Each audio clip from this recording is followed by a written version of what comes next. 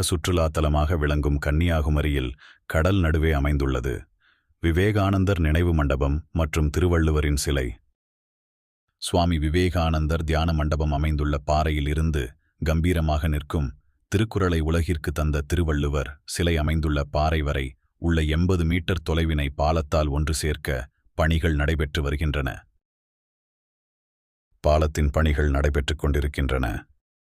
இப்போது பார்த்துக் கொண்டிருப்பது விவேகானந்தர் மண்டபம் அமைந்துள்ள பாறையிலிருந்து திருவள்ளுவர் சிலை அமைந்துள்ள பாறை வரையிலான 80 மீட்டர் தூரத்தை பார்த்துக் கொண்டிருக்கிறீர்கள்.